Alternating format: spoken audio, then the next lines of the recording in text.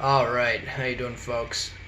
So I found this article in the Washington Post that I thought was pretty interesting, and it has to do with this small town called Baldwin, which, after struggling to find, uh, a company that wanted to open a grocery store to replace the one that had left the space that had previously occupied it, they decided to go to the town and get a loan so they could open a collective grocery store. So there's no boss.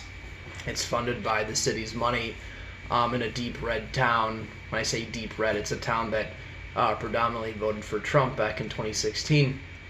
And so, it kind of reminded me that so many people, when they talk about socialism, there's never any nuance. I find that whenever you talk about something like tax-funded healthcare or education, people that are opposed to this are so quick to just give you some nonsense example to try to refute this notion that, not only does it work all over the world. I mean, most of the world, developed world, funds higher public education and healthcare with taxes. They don't have, private healthcare system like we do, nor do they require people to take out loans to go to college. And so whenever you bring up an example of other Nordic countries that do this, or again, just the developed world in general, they usually point to authoritarian states that had also had some sort of socialistic aspect to them, like Mao's China or Stalin's Russia or Venezuela, Cuba, etc.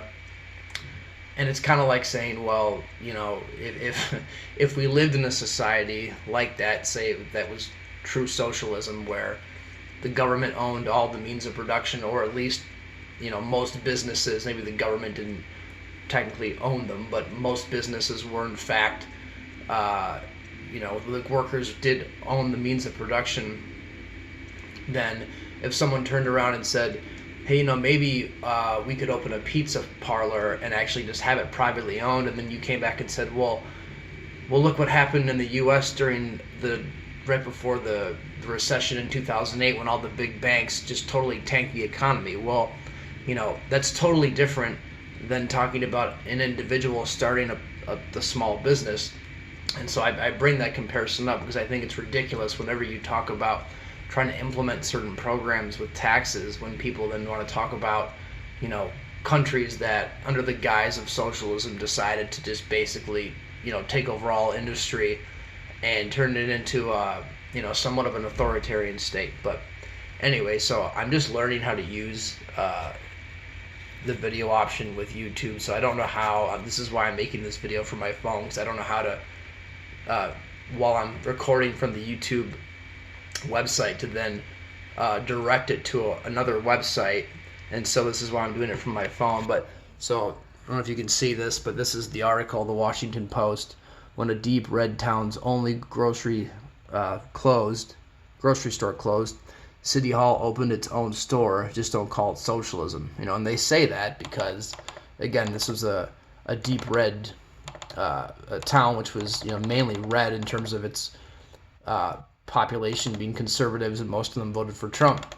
And so they opened this this collective, because it's tax funded. They took out a loan of $150,000 from the city to get this grocery store up and running. And although it hasn't been that long so far, it's been a success. They needed to raise at least or generate at least $3,500 a day in order for it to at least break even, to cover all their expenses, and they've exceeded that every day.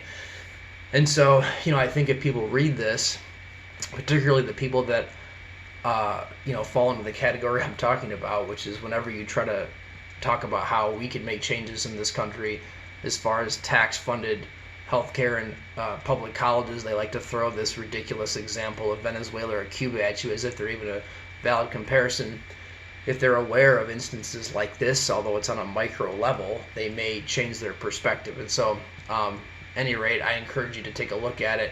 Again, it's from the Washington Post from November 22nd. And again, the title is, just so I don't get it wrong, let me scroll back up, is when a deep red town's only grocery closed, City Hall opened its own store. Just don't call it socialism. So anyway, those are my thoughts, and I'll see you later.